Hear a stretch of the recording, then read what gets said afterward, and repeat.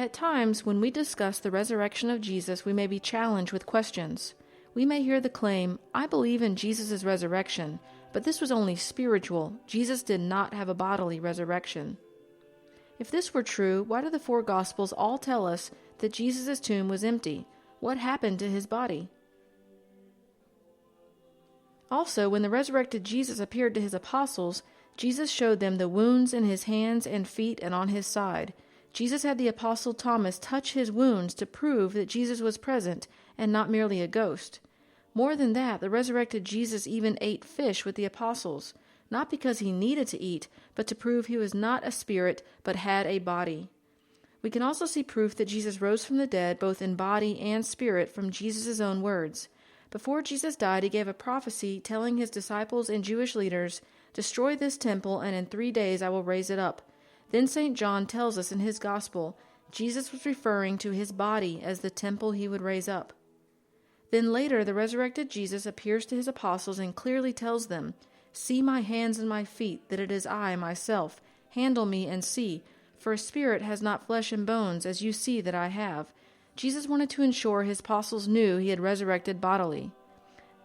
There are also those who deny that Jesus' resurrection happened at all. Some claim that Jesus never rose from the dead because he never truly died on the cross.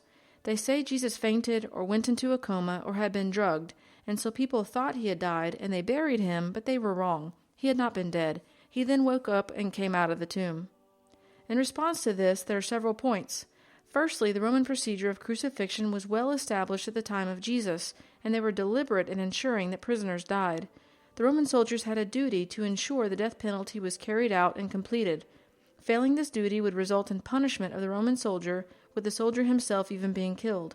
We are told that the Roman soldiers had determined Jesus was dead, and a soldier pierced Jesus in the heart to confirm this.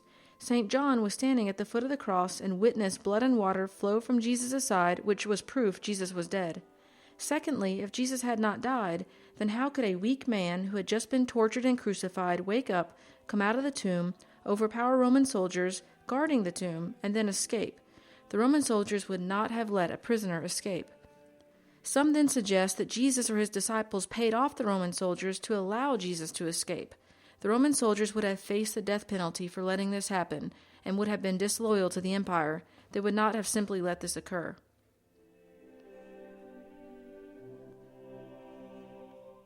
Some claim that Jesus died, but the disciples were experiencing hallucinations or dreams of Jesus, but Jesus never truly rose from the dead. We have several sources who tell us that Jesus' tomb was empty. The Gospels of Matthew, Mark, Luke, and John give us this detail, and John himself was an eyewitness of the empty tomb. If they were only hallucinating or dreaming, where was Jesus' body?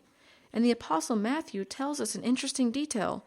The Roman soldiers witnessed the empty tomb, and then went and told the Jewish chief priests, and these Jewish leaders then promised to protect the soldiers from any punishment if the soldiers would spread the lie that while they were sleeping, the body of Jesus was stolen by his disciples. But if they were asleep, how did they know what had happened to the body? Either way, the testimony of the soldiers confirms the tomb was found empty. We also have too many witnesses of the resurrected Jesus for this to have been a dream or hallucination. Jesus appears to several women, including Mary Magdalene. Jesus appears to the 11 apostles more than once. And Jesus appears to 500 people at one time. St. Paul tells us that many of those who saw the resurrected Jesus were still alive when Paul was writing to the Corinthians. Paul says that they could all verify what he was writing. And the resurrected Jesus appeared many times over a period of 40 days, and the apostles were able to touch him and eat with Jesus. None of this happens with hallucinations or dreams.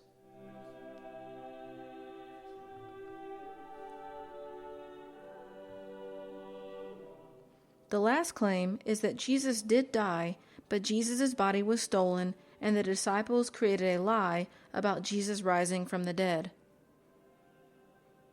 For one, the Roman soldiers were guarding the tomb to ensure Jesus' body was not stolen. Plus, if this was the case, why did the Romans and Jews not simply find Jesus' body and easily prove the followers of Christ were lying? Another important detail: with the events of the resurrection, women are shown to be the first witnesses of this event. During the first century in Judaism, women had a low social status and had no legal right to serve as witnesses. If the disciples were going to invent a legend or create a lie that was believable, they would not have Jesus' resurrection be discovered by women whose testimony at that time was considered worthless. With this, the reason we are told women were the first to witness the resurrection is because that is how it actually happened. The strongest argument against the theory that the disciples were lying can be seen by examining the actions of the disciples before and after Jesus' resurrection. When Jesus was alive, he taught his disciples that he would suffer and be persecuted, and told them, "If they persecute me, they will persecute you." With this in mind, when Jesus was arrested and put on trial and humiliated, the disciples ran away in fear. One of Jesus' closest apostles, Peter, denied even knowing who Jesus was 3 times. After Jesus was brutally tortured and crucified, his disciples locked themselves in rooms to hide because they were so afraid that they too would be tortured and killed. Then suddenly, 3 days after Jesus died, and even more so 50 days later, we see a radical change among Jesus' disciples. The disciples are no longer afraid. They are bold and courageous. The same Peter who had run away when Jesus was condemned stands before thousands of Jews and bravely preaches about Jesus. Peter, who had denied even knowing Jesus to the maidservant of the chief priest, stands on trial before the high priest himself and fearlessly preaches about who Jesus is. Peter will travel for the next 30 years spreading the gospel, as will the other apostles. What changes? Are the disciples of Jesus no longer at risk of being killed by following Jesus? No, just the opposite. By following Jesus, the disciples are at even more risk. We are told that Stephen preaches about Jesus and then is stoned to death. The apostle James is killed by Herod.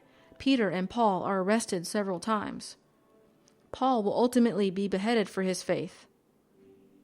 Peter will be crucified upside down for following Jesus. All of the apostles suffer greatly. Did the disciples simply create a lie about Jesus' resurrection? No. People are not willing to suffer torture, crucifixion, being burned alive, being beheaded, or thrown to the animals for a lie. So how did this radical change we see with the disciples happen? Peter and the other disciples encountered the risen Christ, and this filled them with faith, hope, and love, enabling them to conquer their fear of suffering and death as the resurrection made possible for everyone eternal life in heaven with Christ. This shows us that Christ is truly risen. May we all encounter the risen Christ daily and experience this radical transformation in our own lives.